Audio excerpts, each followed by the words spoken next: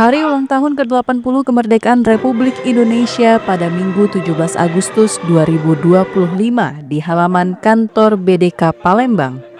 Acara ini menjadi momen yang ditunggu-tunggu oleh para pegawai karena di kesempatan ini juga dilakukan pembagian hadiah untuk para pemenang lomba 17 Agustus.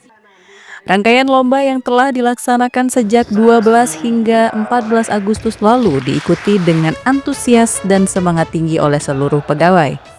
Mengusung tema nasional, Bersatu Berdaulat, Rakyat Sejahtera, Indonesia Maju, lomba tahun ini terasa semakin semarak. Sebanyak 11 cabang lomba digelar mulai dari lomba makan kerupuk, sambung lagu, bakyak atau trompa, karaoke, estafet kardus, gaplek, catur, kereta bola, baris berbaris dengan mata tertutup, tuang air dalam botol, hingga pembacaan teks proklamasi. Puncak acara ditandai dengan pengumuman pemenang dari setiap cabang lomba yang disambut penuh kegembiraan dan rasa bangga oleh seluruh peserta. Alhamdulillah, syukur pada hari ini 17 Agustus 2025 keluarga besar Balai Diklat Keagamaan Palembang telah melaksanakan upacara pelaksanaan hari ulang tahun kemerdekaan Republik Indonesia yang ke-80.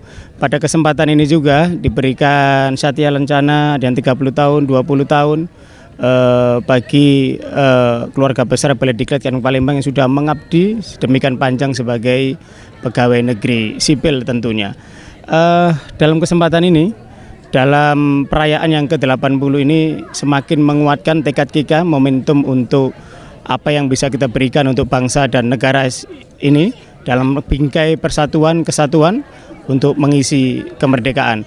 Bravo, jayalah Indonesiaku, jayalah negeriku yang ke-80 tahun. Assalamualaikum warahmatullahi wabarakatuh. Dengan semangat kebersamaan dan sportivitas yang tinggi, peringatan kemerdekaan kali ini menjadi momentum yang mempererat tali persaudaraan di lingkungan BDK Palembang.